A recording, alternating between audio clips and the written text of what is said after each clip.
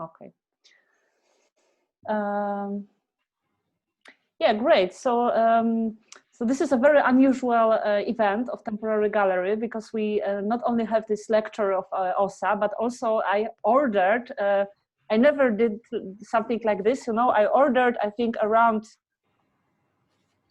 40 kilos of potatoes with invoice, you know, historical invoice. I hope our funding buddies will have some funny time, you know, fun time with that, you know, when they read our report.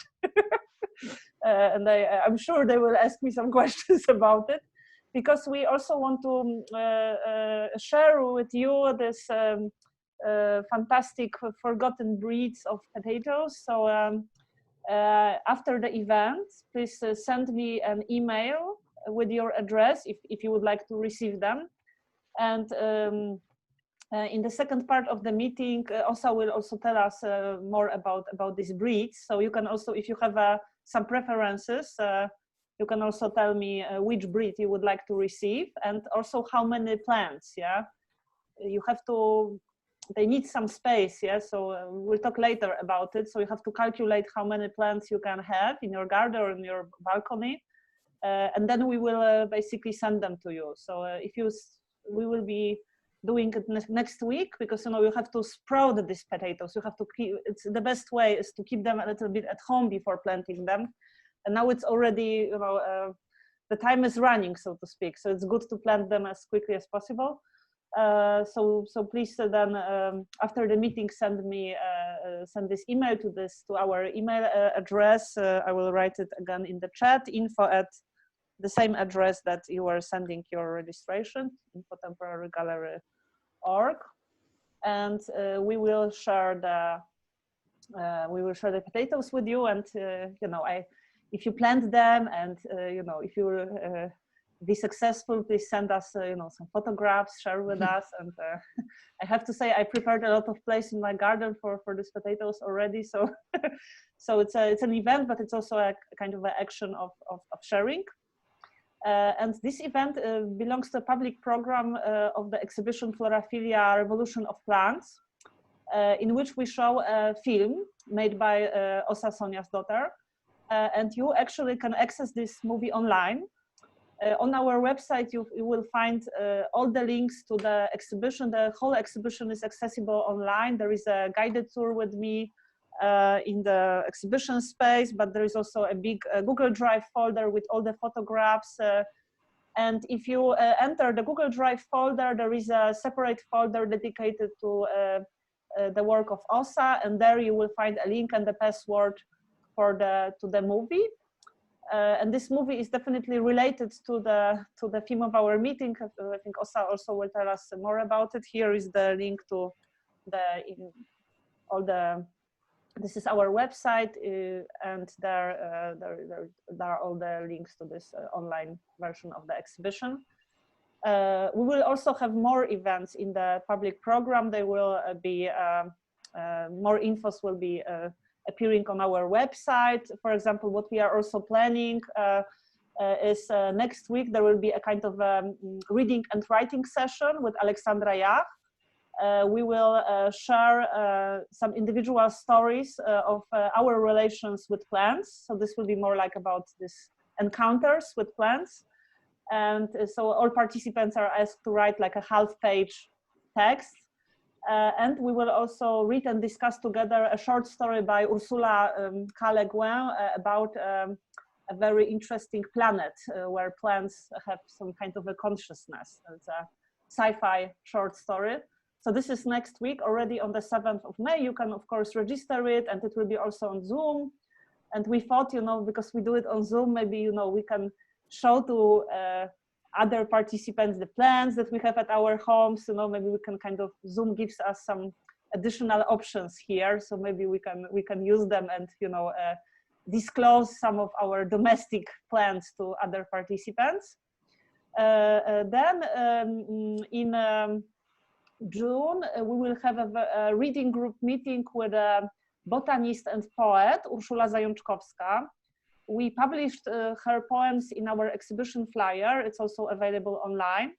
And she's a very unusual person, I would say, because she's really a scientist. She's working in a research institute in Poland, but she's also really, I would say, outstanding poet, very recognized also in Poland. So, and she has a very different way of talking about plants. It's really a fascinating person. So we will have a meeting with her also on Zoom.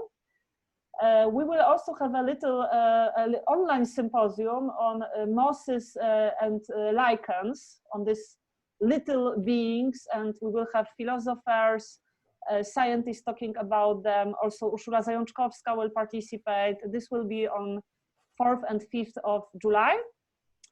And we will have a special meeting. This is more related to the theme of ecology and sustainability in relation to art institutions. So more like for curators or people that are running art institutions or engaged audience members.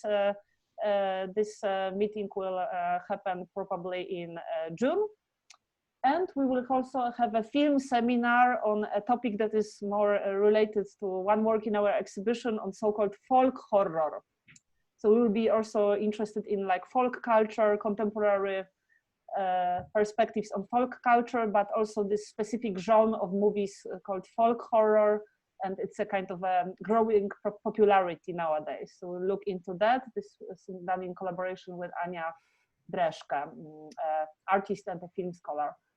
So yeah, okay, now my introduction is getting too long. So, but I wanted to encourage you to follow this program, and I'm quite excited that we can have participants from the whole world. We are sending a big new influx newsletter tomorrow, so I hope we will have interesting participants, and we can go further in this reflections on humans and plants. And now concerning more information on our guest, Åsa, I'm really happy that she found time for us. She's an artist, researcher, organizer, and writer. She is a founding member of the Neighborhood Academy, bottom-up learning site, and the branch of Prinzessinnengarten and Urban Garden in Berlin.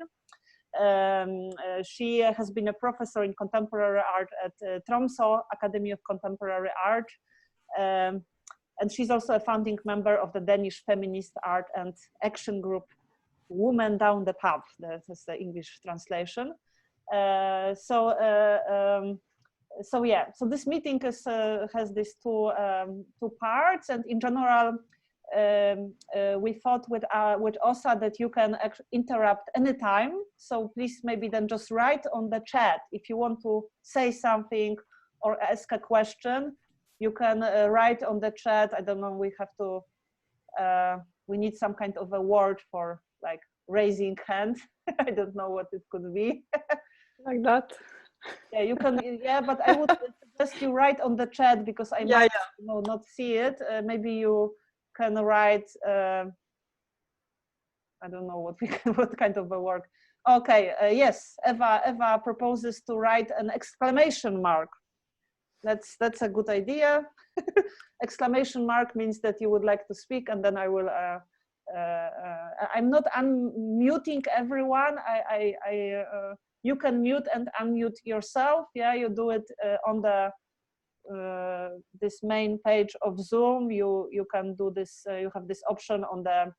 There is this line on the lowest part of the screen, and the first element of this line is this button where you can mute and unmute yourself. Yeah. So if you can maybe, yeah, let's see how this works when everyone is controlling this themselves. Yeah, so we also thought that it would be nice to have this meeting more also exchange between us, and we thought it would be nice to start with a little introduction session. So if you could say like 2 sentences about you, who you are, and why this event was interesting for you, that would be really cool. Yeah, we can start. Yeah, I don't know how to do order on Skype, but on Zoom, but maybe I think we can do it more spontaneously, if someone wants to introduce themselves, they just talk. And so let's do a little introduction around. Yeah, I already introduced myself. I just can say that I started COVID-19 vegetable garden recently. So I prepared a lot of places and spots for some like digging every day 15 minutes of digging and making a deep bed for the potatoes. So I'm quite curious how all of this will develop. And so I'm also a gardener, and I have a lot of plants, and the whole exhibition and the public program is kind of emerged from that, although at the very beginning I was just treating it as a hobby, you know, but somehow it kind of sneaked into the professional life as well. And yeah, so who would like to introduce themselves? Eva, maybe you introduce yourself. Look. Yeah, okay, I can start. So I just finished my PhD in philosophy, and I have been working on property on natural resources, so that's kind of related to this. And then I have been working on several occasions in biodynamic farming, also a lot with potatoes. So, but not with the old, or as far as I know, not so much with old breeds. Thank you.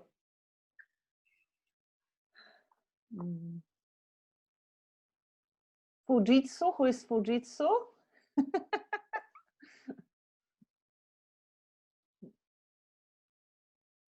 Okay, Agustina, do you want to introduce yourself? Yeah, sure. I have a garden at home. Like, I live in a building where we share a garden, and we have 2 raised beds and 2 big spaces where we have potatoes and carrots, and also we have like 2 composts. So I'm doing that at home. I'm doing also my PhD, but not related to this. And I'm from Argentina, so I'm like reading the text, and these like all like blue potatoes, and like I've been in Peru, and the markets there, you can see the different kinds. So I was quite interested about the topic, and yeah, that's why I'm here. Thank you. Alicia? Sure. Hi, everyone. I grew up on a small farm in northeast Poland, and my dad used to crossbreed potatoes for our family consumption. So every year we would have different potatoes served to us. When I was a child, I'm also an artist, and I did a project about with migrant workers around the Jersey Royal potatoes in Jersey. Okay, so that's why I'm here. Super, thank you. Then we have a person that is breed on the. Would you like to say something? Okay, Britta.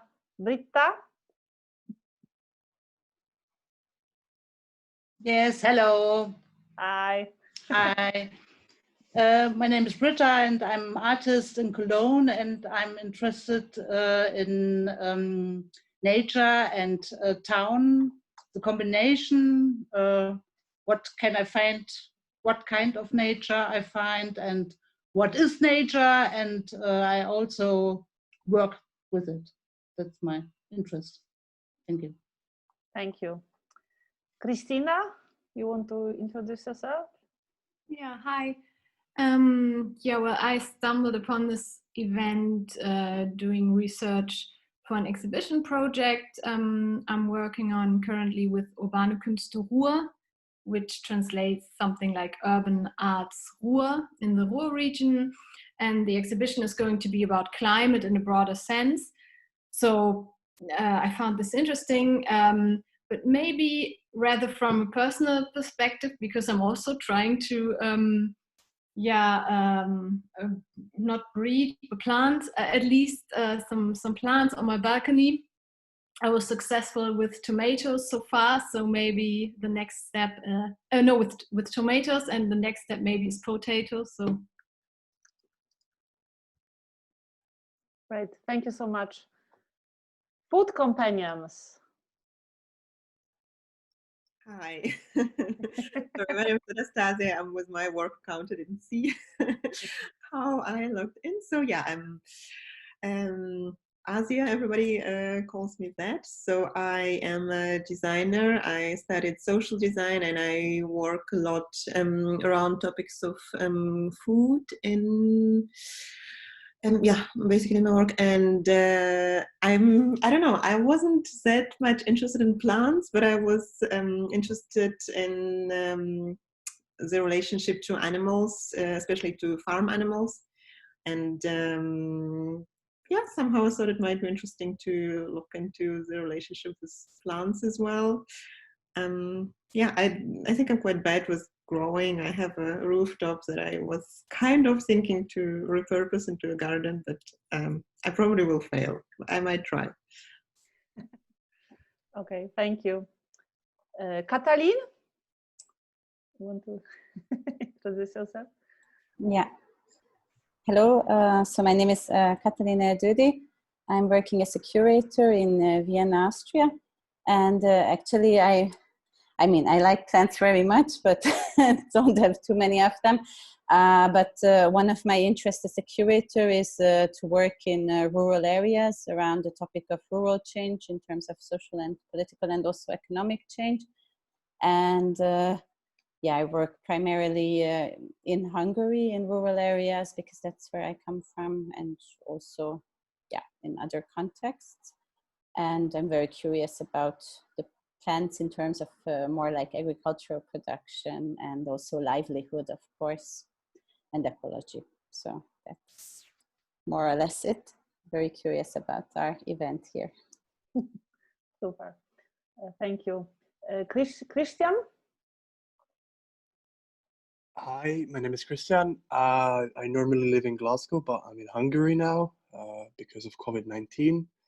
I write, curate, and I'm finishing an art history degree, which is focusing on alternative education. And I'm interested in any kind of social engagement, so as per se plants and engagement with gardening. So that's why I'm here. Thank you. Rena Abel? Hello. I'm sorry for hiding behind a leaf. It's actually a leaf from mangold plant that I actually grow myself. I wasn't planning to explain this, but maybe in this context it makes sense. I'm just very tired, and I had a lot of Zoom and other meetings in the recent days, and I cannot stand to be looked at anymore, so I'm sorry. So I'm also an artist and also a gardener, both at home on a small balcony patch and also in a community garden. So I'm very interested in plants and gardening in general, and also more specifically in permaculture. So in the community garden where I'm part of, we have a small working group based on this topic. So we also, as mentioned before, we work a lot with composting and companion planting methods. And we also were growing potatoes already. I mean, I was looking in the text before, and I'm not sure if it was the same variety, but this like violet one, like with the strong violet color. I think we were growing it in the garden, and now I also have it here on the balcony. It might be a bit different one. And we built a potato pyramid for it. So like a stack of different boxes that become smaller towards the top somehow. We tried that last summer and that worked quite well. Yeah, and also generally, I'm also quite interested in seeds and breeding just now. So it was nice to read the text. I will have to read it again. I didn't get fully to the end, but yeah, I'm interested in this also in relation to how it's legally regulated and just companies that are running this somehow. So yeah, I'm interested to hear more about it. Super, thank you. Nicole? Maybe you introduce yourself. Yes, hello. Thank you for organizing this. Hi. Yes, I'm Nicole. I also like to experiment with permaculture practices and principles, and just planted some of Åsa's potatoes in our new allotment with different herbs around it. So like, let's see what comes out of that. I'm also interested sort of also, yeah, practically and theoretically in soil as archive. And so kind of interested also in the question of breeding and memory, but also adaptation to climate change of plants and humans. Yeah, so looking forward to this evening. Thank you. Thanks. Sarah. Hello, Sarah. Hi. Can you hear me? Yes. Okay. It's probably a little bit louder here because it's a room full of people, and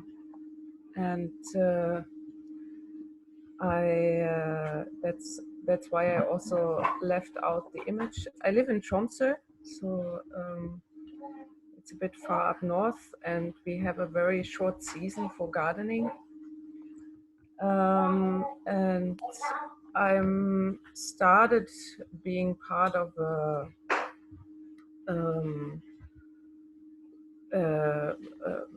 project where where people together do gardening and things like this. So I'm very interested in Åsa's experiences about that part.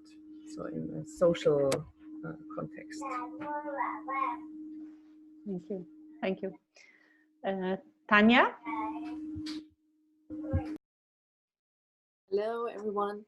My name is Tanya. I'm working in the field of scenography, and once a week I'm helping out in a gardening place in Cologne. It's like focused on cactus and succulents and potatoes. I have lovely childhood memories from harvesting potatoes once a year with my grandmother.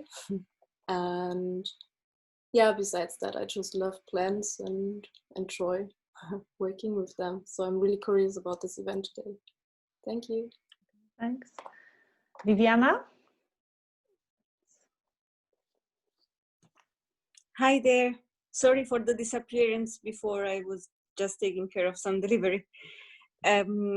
So my name is Vivian and I work for the Center for Contemporary Arts in Glasgow. Though at the moment I've been furloughed, so I'm actually not working. And I have a strong interest in plants. I love plants. And recently I'm trying to research the metaphoric use of plants when talking about identity politics within the arts. Super, thanks.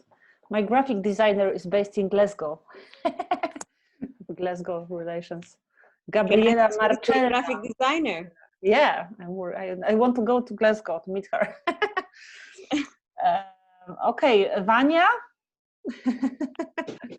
Hi, everybody. I'm Vanya, and well, I'm interested for the last couple of years. I've been interested in a circular method of storytelling, and that brought me to follow as well the circular way of circular or seasonal way of plants growing and breeding and existing. That's what brought me here for this conversation. On a personal level, I'm in the beginning of operating a garden. We have in our studio house, we have a garden which for the last 50 years nobody took care of. So it's very wild, beautiful situation, but for the time being we are mostly fighting against ivy to root it out and to try to make space for something else to grow. Till now we have berries and certain kind of like wildflowers that we put for the bees, and yeah, I'm open to I'm very happy about the potato possibility to get and to try our luck with that. So Super, thank you. And I think we have also Verena with us. Yes. Hi, can you hear me? Yes, yes. Hi. Hey, my name is Verena. I'm based in Den Haag, but I'm German also. I'm a graphic designer and a filmmaker, but my own work is not really connected with the topic from today. But I'm also a hobby gardener, and I'm very fascinated by propagating or collecting seeds. So yeah, that's my interest in the topic. Okay, thank you. Oh, we have one more new participant, and there is a person that has the nickname Breed. I don't know if you would like to introduce yourself. Okay. Yeah. Okay, and we have Jakub as our new participant. Hi. I think he's still okay. Mm-hmm.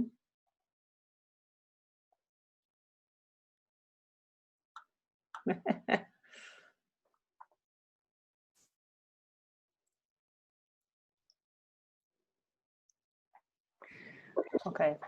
Okay. Hi. Jakub, you want to introduce yourself?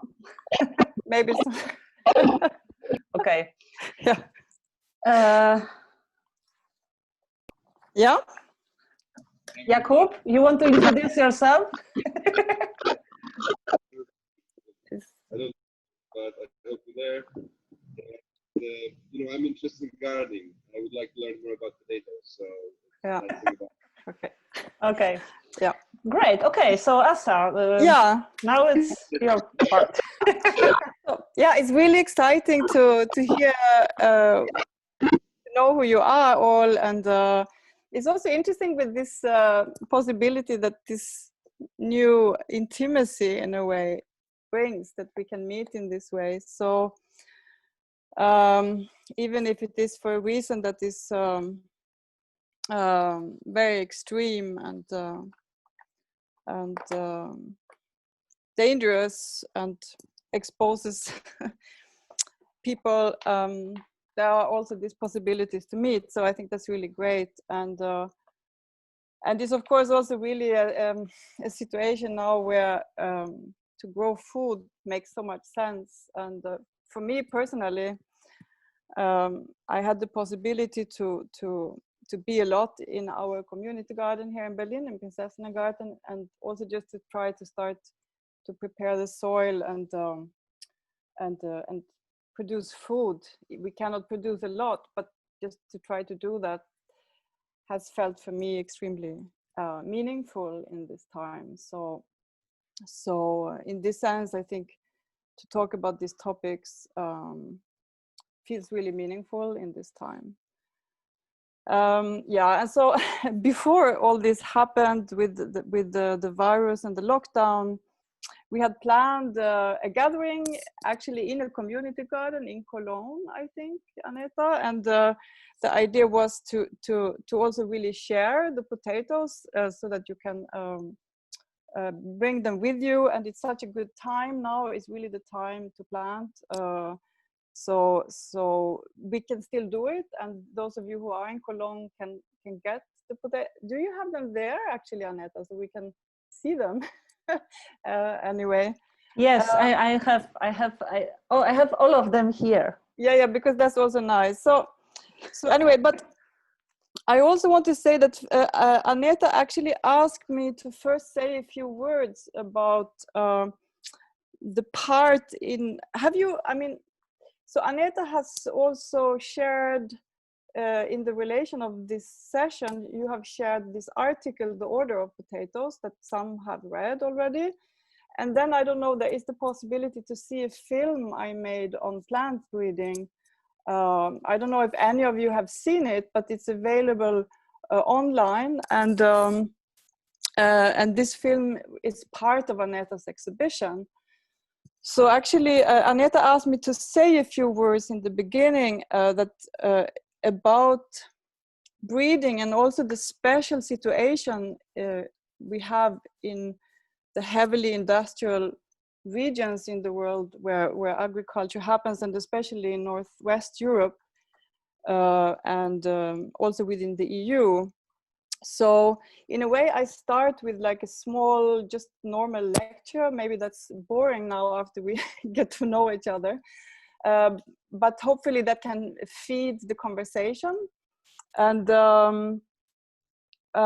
so Nicole says that she cannot find, yeah, okay, you are taking care of that, great. Hopefully that can feed the conversation somehow. So anyway, so the reason I talk about these things I do now is because when I started to work with this old potato varieties that we distribute, I wanted to understand somehow, just understand for myself, what is the reason for that these varieties have been so marginalized in the part of the world where I live, which is Scandinavia, or has been Scandinavia. And so I started to simply just research this. And so I came over some material, and I just want to share this with you now. So now I begin to share the screen with you. And so maybe I should say first that I will try to speak for like 20 minutes or something, so not too long, but it's more like a normal talk. And maybe we, after that, we can have a conversation, and if you ask questions, right? So I think that's the easiest way to do it. Good, so I share this one. Wait.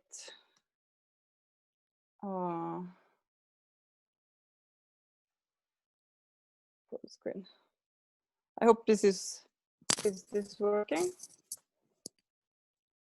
Yeah, okay. So,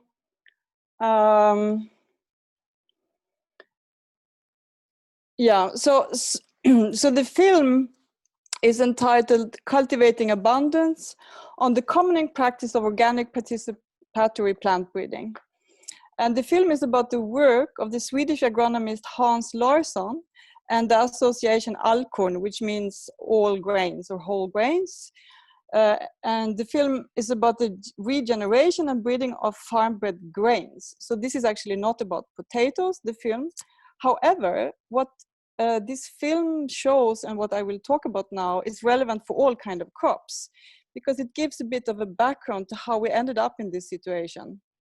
That from 96 and onward, especially within the EU, but also in many other places in the world, we took on a direction basically pushed by the seed industry that the farm-bred varieties got criminalized. And this has met strong and persistent resistance all the time. And in 2012, the criminalization was to a certain extent overcome, however, not fully. So the struggle goes on. And at the end of the film, I ask a member of this association when he believes that the criminalization will be entirely overcome. And he says within 5 years. So that would mean 4 years from now on. And today, as there is even an increased awareness of the risk of large-scale industrial and especially monoculture cultivation and how it endangers the possibility for global epidemics and so on, maybe we have it much sooner. Let's see. So anyhow, what I will do now is that I will show some images that I found. I found them in a cold storage barn on a farm field in South Sweden. And they document the very beginning of the industrialization of plant breeding, which also was the actual event that pushed for the propagation of seeds and the distribution of seeds on industrial scale. And I think if I had actually not found these images, they would have been composted basically because they were in this farm field. Which maybe would have been good for the soil, maybe not. So now they are at least saved for the afterworld. And this image is the Swedish Seed Association in Svalöv. It was established 1886 and is located in extremely good farmland. It's very fat, rich soil in this area. I also grew up just very close to this.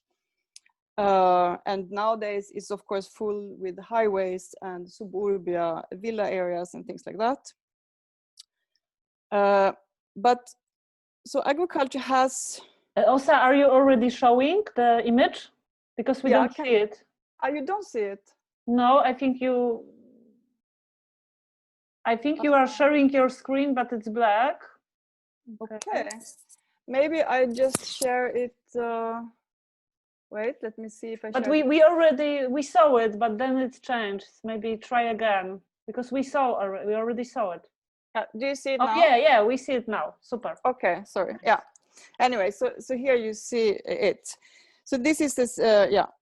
So, and to say a few words on this first, I want to say that agriculture has a very special and curious place in modern knowledge categories, because the plants that are cultivated in Europe, if you think like normal plants like cabbage, onion, apples, and so on, they are very rare or basically never seen in natural history museums, for example. And you also don't find them in botanical gardens or in art or ethnographic collections, right? However, trans-European cultivars like vanilla, cacao, rubber, etc., are actually quite common in the greenhouses of botanical gardens, and also in the herbaria of the Natural History Museum, you find them quite often.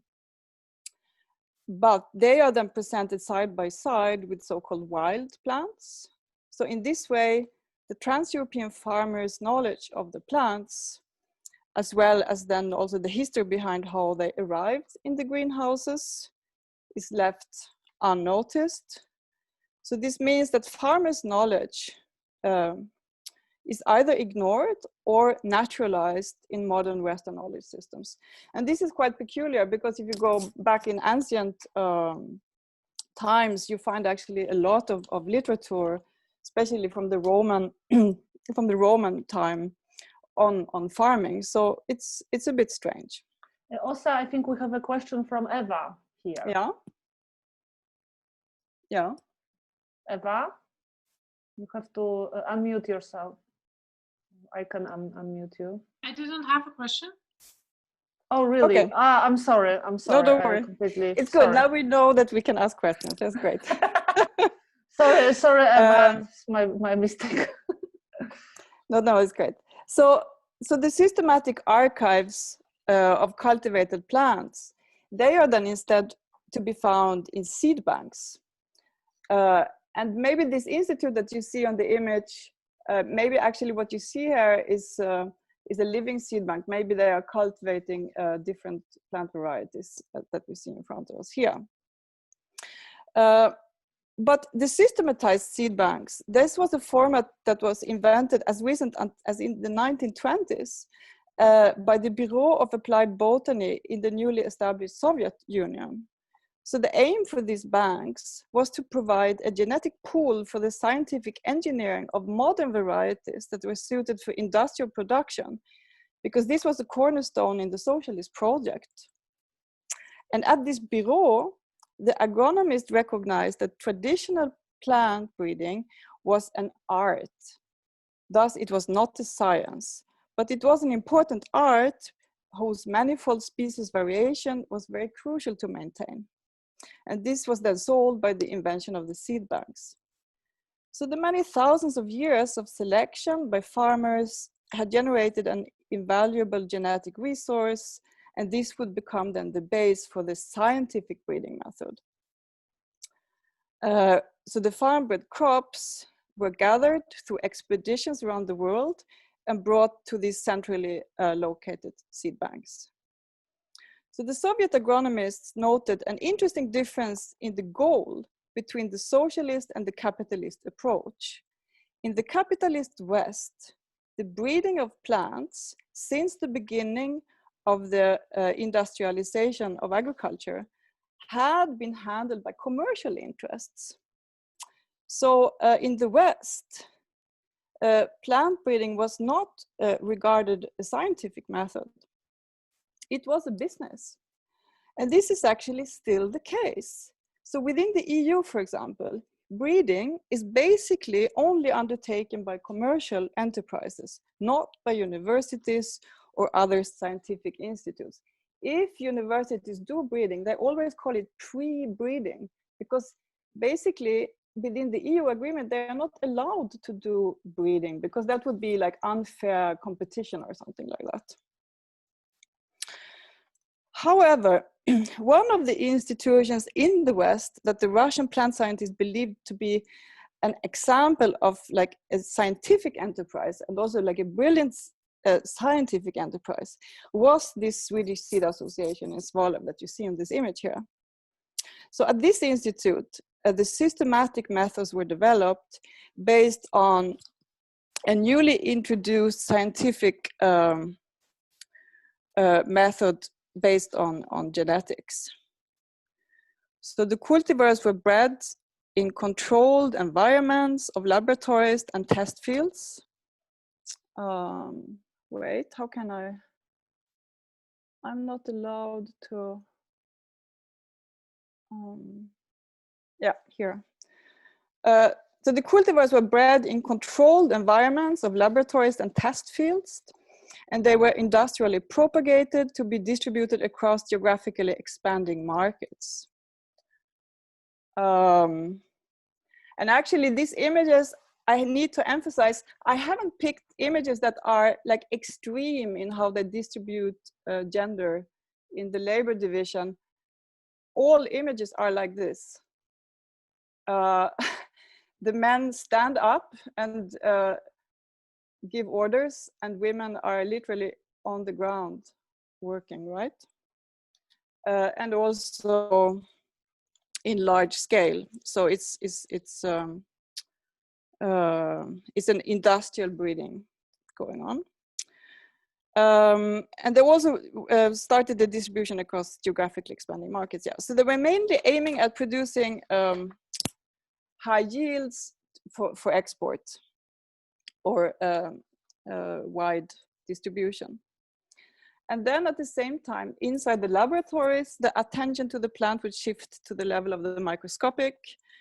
And this was the big invention at this institute, because it was a collaboration with a Danish botanist, Wilhelm Johansen, who had provided a scientific evidence for something called pure line breeding.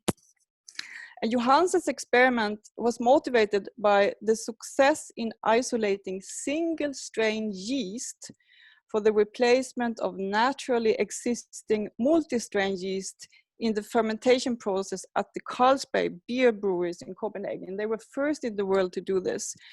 And Johansen was at this laboratory when they developed that method, and he realized that the same method of producing single strain plants could be beneficial for the food processing industry. So what he did was that he inbred peas for so many generations that almost all their visible variation was lost, and the subsequent generation of the plant would therefore come to have the same genetic setup as their parents. And this is a taboo among humans, right? That this is one of the big taboos, that we simply don't inbreed. And this is because it makes us extremely vulnerable or maybe sick. And for some reason, plants seem to take it better, or maybe they're also different organisms. But this is, of course, one reason why the industrially bred plant varieties are extremely vulnerable. And this is also why they need so much pesticides, of course, because they simply have lost all the capacity to adapt to a shifting environment, not the least on a microbiological level. And this is, of course, why the risks for epidemics are extremely high in the kind of agriculture that we have developed, not the least in animal production, right? Yeah. But however, at this time when the experiment was done, it showed that plants actually could reach an almost static state.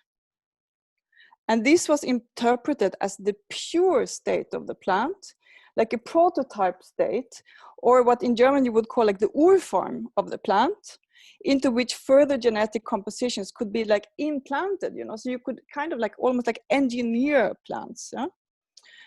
And you can also see in these images how there was like an aesthetic, really strong aesthetic of this pure line breeding. And here you can see these books is what I found in this barn. I found them in like in brown what is called these cartons, just lying in these cold store barns. And unfortunately, there are basically only these positive photographs left of this documentation. Most of the negatives are lost. There were like silver gelatin prints. So this is what's left. But you see the fascination for the aesthetic fascination of it. And it is of course also quite funny that this car is suddenly in between everything.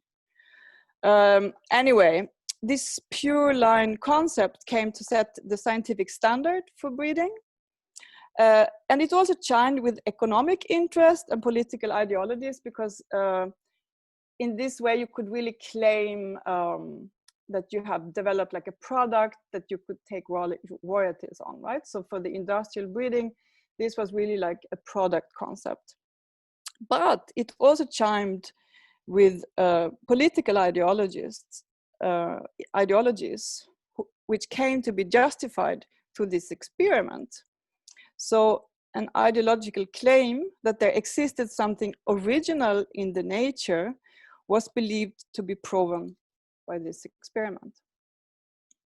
So as the emerging study of genetics was regarded as a cutting-edge discipline, it was with authority that human eugenics were developed by representatives from this new scientific field of plant breeding and genetics.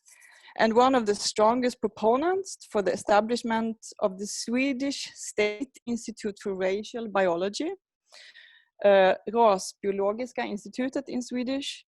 This was instigated in 1922. It was the geneticist Herman Nilsson Ehle from the Swedish Breeding Institute. You see him in this image. And this kind of gesture of a man in this kind of clothes standing in the field are quite several in this among these images actually. So the pure line cultivars became the kind of biopolitical evidence for that single strain organisms, in other words clones, were original and also thus natural. And this is a persistent narrative, and it prevails even stronger today. And I mean, in this current situation with the virus, you have very extreme ideas of closing borders and leaving something out and something else in and so on. So you kind of, it's reverberating also in some of the extreme debates of taking place now. So what distinguished the institute in Svalöv from the Russian institute, on the other hand, was the approach to the farmers' cultivated crop diversity. So although the breeding in Svalöv was based on farm-bred varieties, so I think, for example, in these images, I think you find basically farm-bred varieties, and also if they are bred at the institute, because we cannot really say that, the images are not clear enough. It's for sure that they are bred from the farm-bred varieties. And I think in this image, I think you have number 7 could be emmer wheat, which is like a very old farm-bred grain from the Mesopotamia. Maybe the number 3 is einkorn. I'm not entirely sure. So anyway, so while the modern crops took over in the fields, these traditional varieties were lost.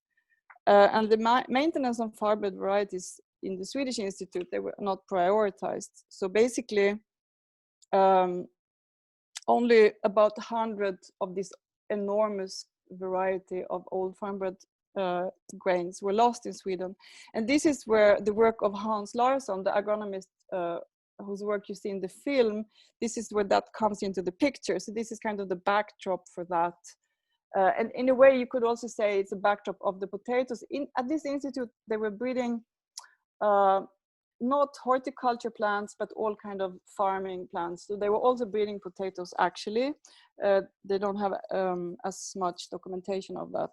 So it's a backdrop for why these varieties that we share today, how they could become so rare. And what Hans Larsson has done as a plant breeder is that he started in the mid-1990s to basically lift out from the freezers of the Nordic gene bank, where they had preserved some of the few remaining varieties. He literally lifted out and test cultivated variety after variety.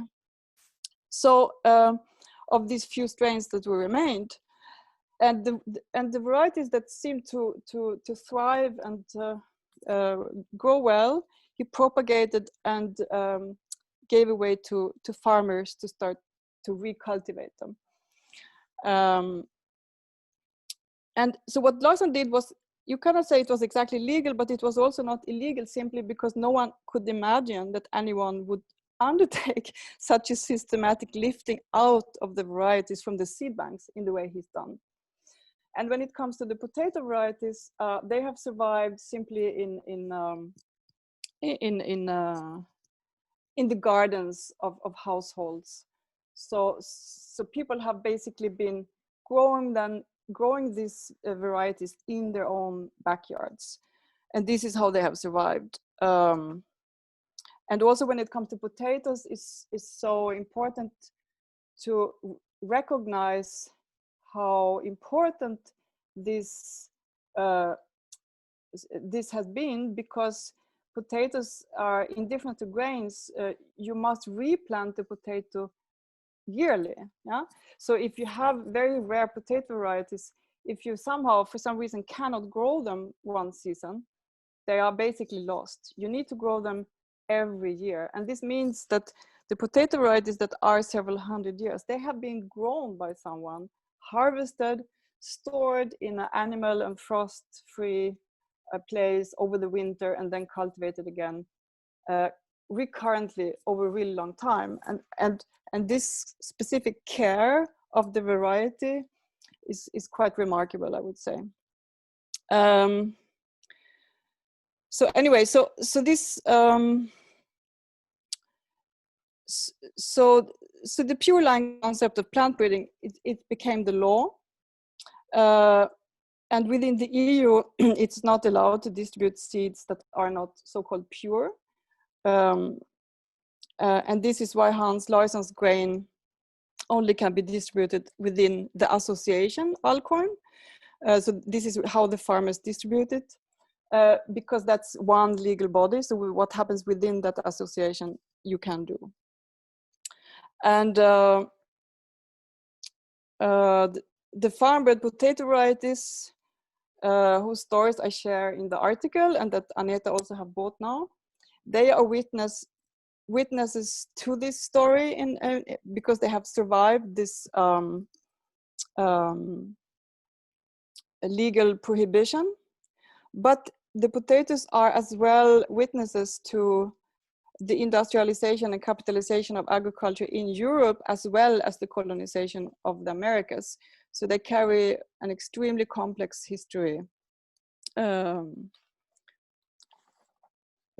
well. Yeah. So anyway, so that's, and this is like the typical way they visualize their so-called products.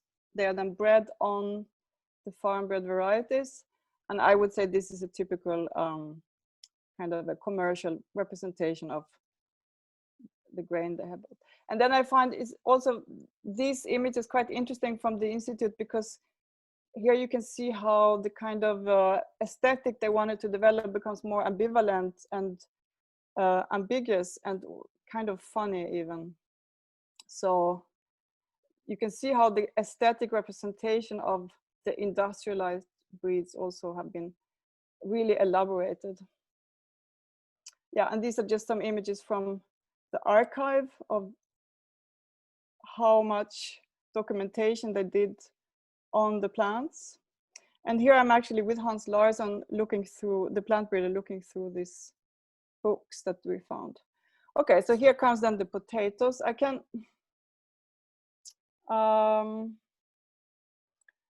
I don't know how to do this. Maybe we make a break at least, because this was So I hope this was okay with this little bit hardcore lecture, but this was to give a kind of a backdrop. So I don't know if there are like questions to this or comments to this part of the session.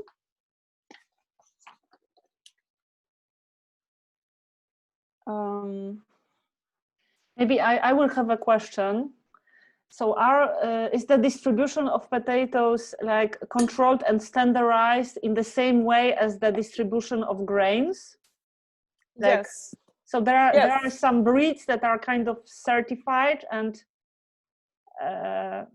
so is temporary gallery doing something illegal now? No, you are not, because somehow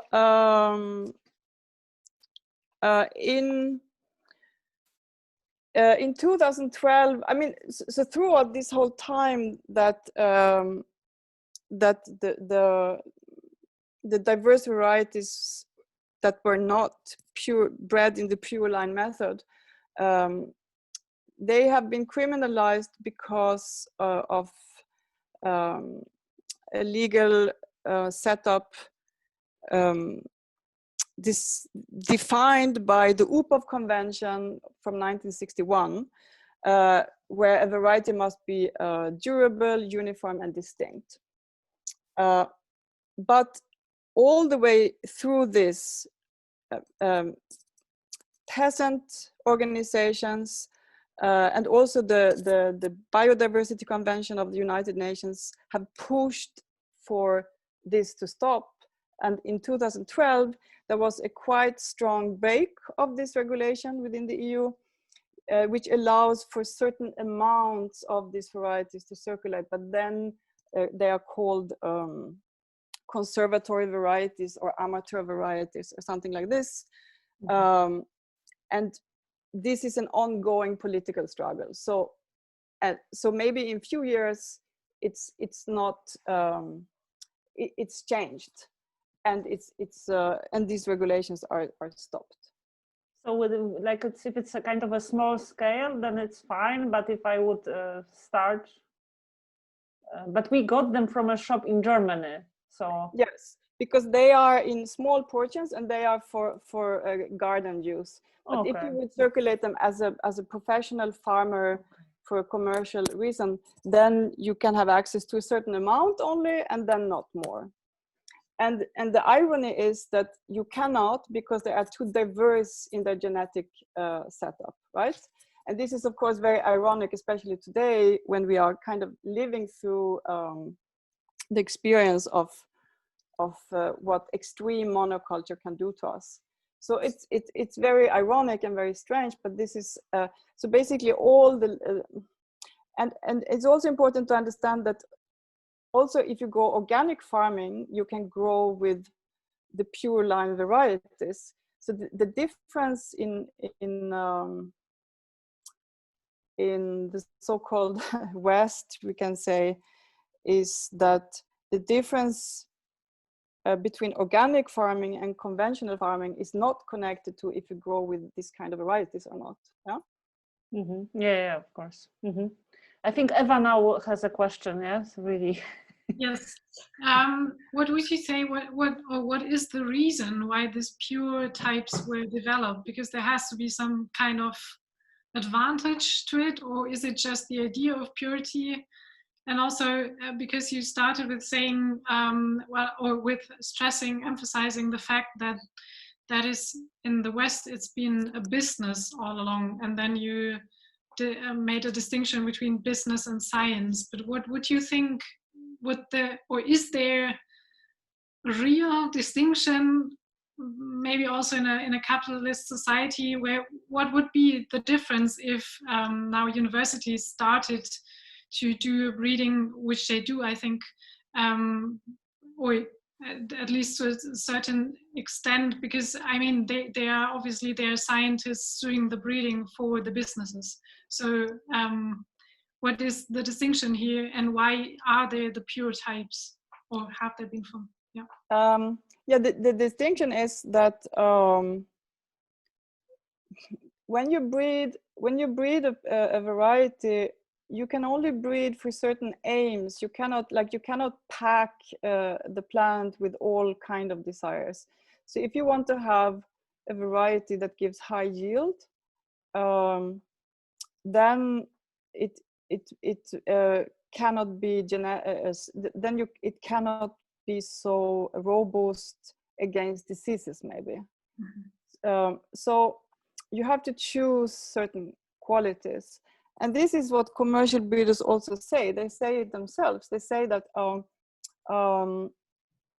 in the commercial breeding, you simply cannot afford to breed robust varieties because they don't give high enough yields, because the conventional farmers are driven by volumes, and they are actually now first doing tests on the nutritional level of the traditional varieties and the commercially bred varieties.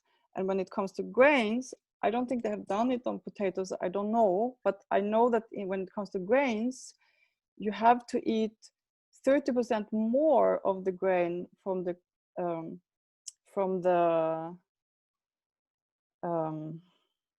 industrially bred varieties to get the same nutritional level. So basically you eat a lot of just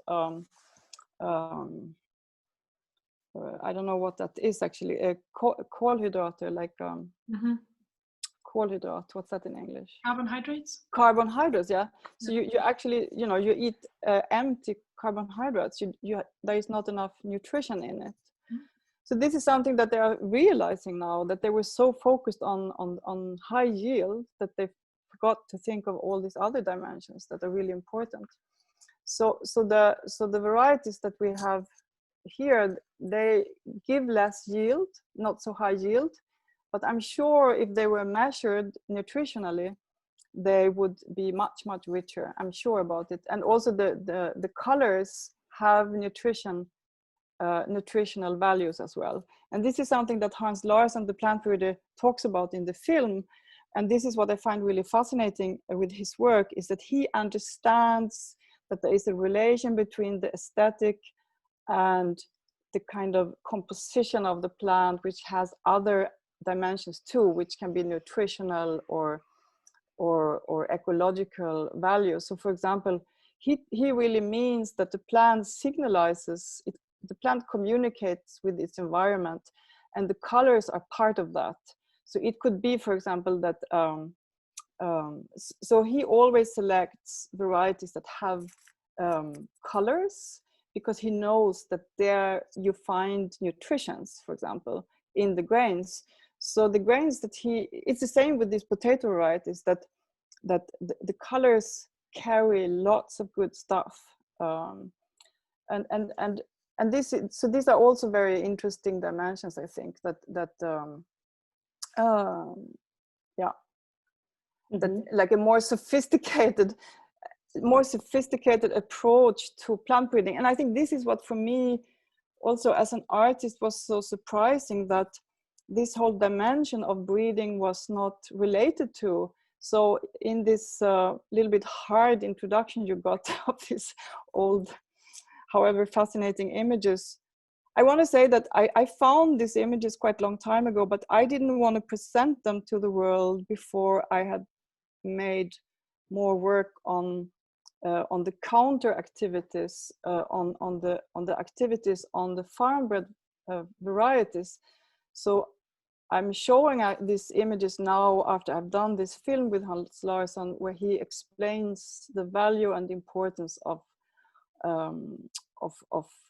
the farm-bred varieties, because it's so easy to be fascinated by this fascist aesthetics, right? And you can be taken away with that. You can be carried away with it. But Hans Larsson really, he really explains the quality and the value of the polymorph cultivars. And then what I've been interested in as an artist is also that these farm-bred varieties, they are they are biologically robust in the sense of that they can adapt to shifted environment, but they also carry very different trajectories that come from very different experiences.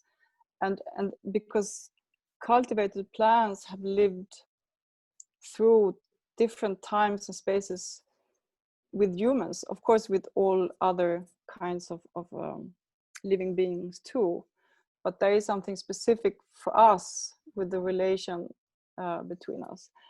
And if we would totally lose these farm-bred varieties, I mean, everyone, and especially the commercial plant breeders, because I've talked to a lot of commercial plant breeders, they are the people who are most aware of how dangerous it would be if we lost these varieties.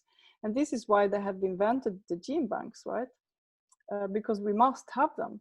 But when they are locked into the gene banks, they also become some weird unexplained figures, right?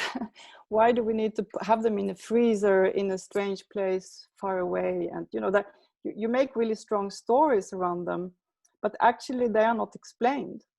They are not explained what they come from and how they could operate. And it's by releasing them and giving them back to the farmers and to put them back into cultivation that they can function again and operate again. So yeah, and with potatoes is as I said before, is extra important because they cannot be stored more than over the winter, basically. I have a question because I'm not sure if I understand everything. This is related to the question of Eva. What is the relation between this act of like inbreeding, this cloning of plants, and the higher yields? Like, is there a relation if you do a lot of this inbreeding in order to discover this urform of the plant, this pure plant, the origin of everything? Like, does it mean that this plant will give you better crops? You know that. Or I'm not a biologist, so I don't.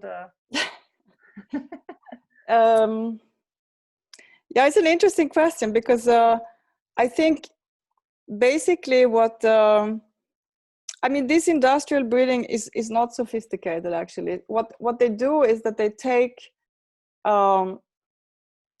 the kind of the biggest. Let's say you grow 1 square meter of or if you have potatoes, you grow like a larger field of, and then you basically save the biggest tuber or the biggest plant you can find. So when it comes to grain, you take the biggest you can find, and then you basically take all the seeds from the axe, from the ear, and you sow them, and then you have more and more of this one plant that is bigger than the others. So that means that you have it takes a long time. In these old days it could take like 10 years to have so many of these grains that you can plant a whole field of it. But then you know that you have only very big, you know, you basically select one plant that is bigger than the others. So when it comes to potatoes, for example, there is a very famous potato variety called Russet Burbank, and it was grown by an American breeder who found a mutation in the field, and he saved this mutation and replanted it. And this is now the variety that McDonald's used for their French fries because it's so big. It's a very big potato, and it also has very high sugar content. And and this means that, is it raining where you are? Because where I am is raining like crazy. Can you hear me? I can nearly not hear my voice because of the rain. I can hear great you for very the well. plants, by the way. It's so strong. Everything super. Yeah, okay. I tried to hear you. I mean my own word. So basically you take just the biggest plant and then you propagate, like you sow this plant only, basically, you know, you make more volume of exactly this plant only.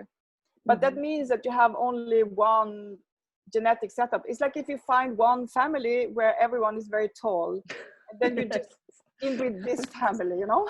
This is basically how you do it. So it's not sophisticated at all. It's just basically, it's very systematic. This is the force of this method is the systematicness of it. So, but maybe we could, Aneta, if you show some of these other varieties, we could also. But we have one more question from Katarina. Yes, it's actually a question going back to the historical part of your lecture. And I wanted to ask, because you talked about this difference between socialist and capitalist approach to breeding plants. And I wanted to quickly ask about what the socialist approach was, and I mean also what alternative approaches there are, but I mean maybe because you were connecting it to the Soviet Union, if the socialist approach resulted in a different vision of breeding plants. Yes, it did. I mean, it is. I find it really interesting that there is a distinction between like the capitalist and the socialist West, so to say, because it's not so much talked about, but actually there was. And in the beginning of the Soviet, the Russian agronomists were extremely strong, and they were also really like they were like rock stars in a way, you know, because they had invented something that all other. They even had like a small office in New York because they were so busy around the world. But then when Stalin took over, he couldn't stand that because they were like they had too much power in the sense, because what they were building up was, it was too successful internationally. So basically one of the most famous agronomists, which is Nicola Vavilov, he was basically sent to Gulag, where he ironically, or sadly, maybe one has to say, died from malnutrition. And then plant breeding took on a very different pace in the Soviet, which is also a little bit tragic, but also really interesting and complex, because there were a disagreement with the idea of genetic heritage. And there was actually other ideas of more revolutionary approach to heredity. But I can talk about that another time. But there is actually an exception in all this, and that is East Germany. That's really interesting, because in East Germany, there was a very famous breeding institute that I have researched quite a lot, where they had 600 staff members, and they bred extremely robust varieties, not the least on potatoes, because they knew it was not because they were extremely eco-friendly, like organically friendly, but they couldn't afford failed crops. It was super essential for the East German project that they had food. So they put a lot of resources to breed extremely robust potato varieties. And this is actually an example of how you can breed industrially adapted varieties that are extremely robust and give lots of food, and actually are quite tasty too. And they are still very popular, and some of these varieties are actually still loved by conventional farmers because they are so reliable. So it's a really interesting question, and it shows that there are many more nuances in breeding than just the traditional farm-bred varieties and the kind of hardcore, high-yielding commercial varieties. There are much more variation in this, but the short before we go to the next part, I just have a short remark, because we have many artists in our group. Yeah. And I'm very much interested in the whole like ideological underpinning of this breeding practices and this notion of purity that is there in this background, that by means of like this inbreeding practice we get at this urplant. And there is a very interesting book that is actually whose author is investigating this notion of purity in relation to art, in relation to abstract painting. And I actually think it's really like the same type of thinking. It's a book by Mark Cheatham, The Rhetoric of Purity, Essentialist Theory and the Advent of Abstract Painting. I will put a link to this book, fascinating book. Great. About this this kind of idea that we are, like when I now apply it to inbreeding, that we arrive at this kind of like a urplant, which is like a Platonic idea of this plant. You know, it's about this getting at this pure variety, and it's about like through this process of abstraction, these artists were also aiming at that, and it's really a beautiful, very nicely written book that is basically, to my mind, like disclosing the ideology behind this. Yeah, I will put a link. Great, interesting. Yeah, should we maybe look at if there are there more questions, because we could also just look at the varieties that we have, and we could like unpack just a little bit their stories. I don't know if we should. I have learned that it's great to set like a final time for the kind of Zoom sessions, because otherwise you can be really exhausted if you don't know when they're ending. So I don't know if we should do that, like Aneta, because then we know how much time we have further to speak about the. I think I was thinking that it's until 9. But we can make it longer, you know. It depends on the, you know. Let's say 9, and for hardcore people, we can see. Yes. Yeah. Okay. Yes. So I have the potatoes here, so I can do presentations. Yeah, that's wonderful, because we have also this. Stories. I don't know if maybe it's enough now that you just show them. I don't make this, or should I make this full screen? Maybe it's nice that you just show them first. Okay. So I have Rote Emmalie. They have to open it. Yeah, the Rote Emmalie. It's so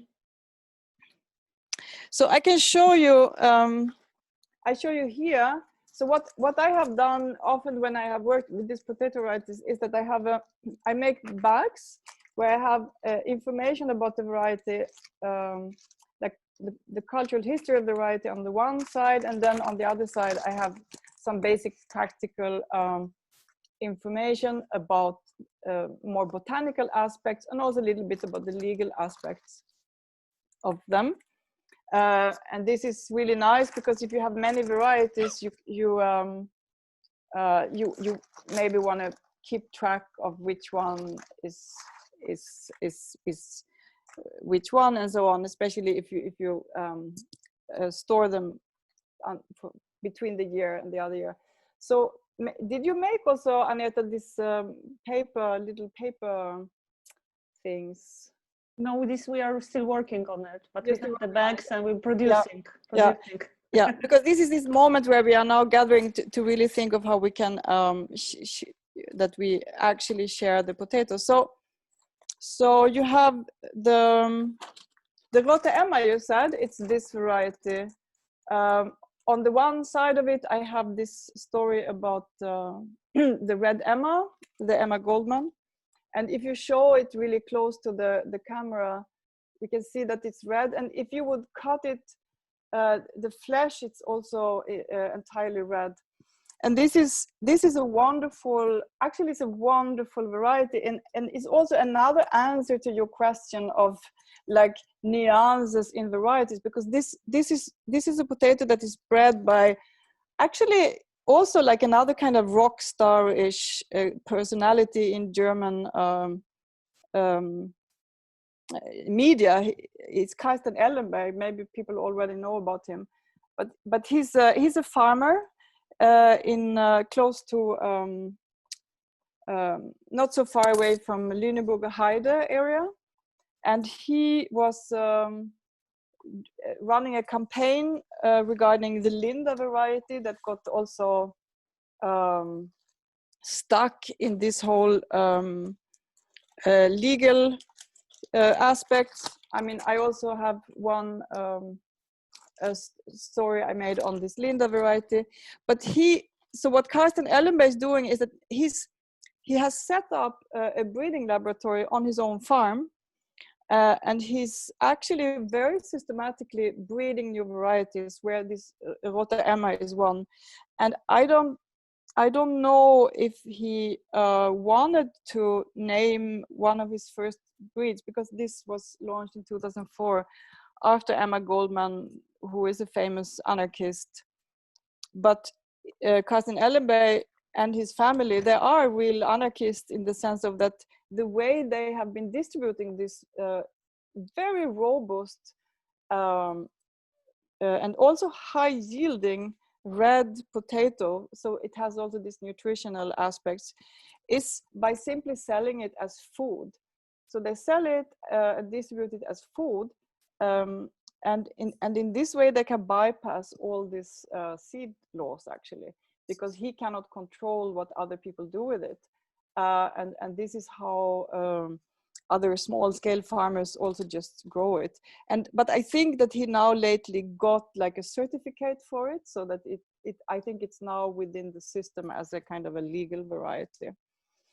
But the thing with Karsten Ellenberg is that he's very articulate, and he's very often in media, and he's pushing, he's part of this whole movement pushing for a change in law.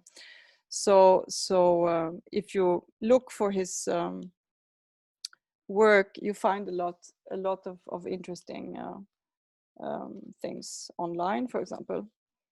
So this is an incredibly generous variety. It tastes really good, and it's robust. So I would say that this is an example of when they're quite like it's farm bred, but still slightly more systematically bred than just spontaneous breeding. Do you have another variety there, Aneta? Yes. I would recommend to grow this variety if you have a little plot and you don't want to fail and you want to, then I would take this Rote Emmalie. Plus that it has something very optimistic about it as well, I would say. The story is very optimistic. Yeah, what other variety do you have? I have a Bamberger Hörnchen. Ah, that's another really interesting variety. So Bamberg is an area in Germany. I'm sure many of you know more, but I haven't been to Bamberg area. But this is an old Protestant stronghold area, right, in Bavaria. And the thing is that when potatoes came to Europe, they came over the triangular trade. So it was ships going to the coast of Africa, in the slave trade areas, especially in Congo. There is also one potato variety that has the name still today of Congo. And it's not possible to say if the name Congo of the potato variety is directly linked to the triangular trade that always passed the African west coast, and especially Congo, which was a big slave trade center. But somehow the name is Congo on this potato variety is still much used.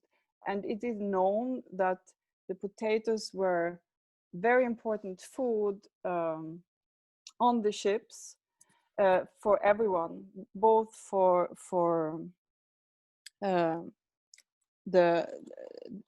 imprisoned people who would become slaves, and also the sailing people, also the people who were slaves in mines in the Americas. They were fed with potatoes, and potatoes has this extreme nutritional capacity because it has even the vitamin C.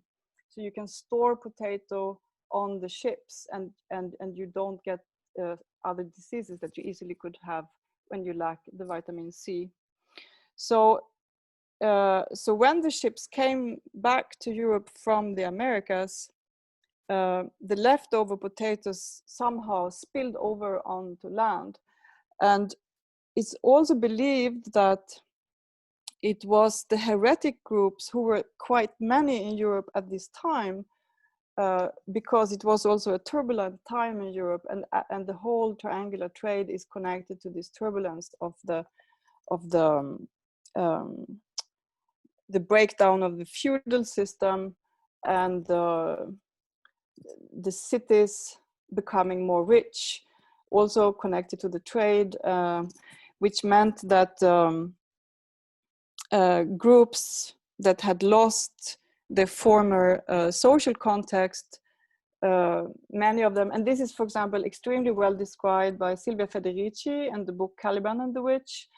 I think the way she has researched this whole field is incredibly detailed. And so many of these heretic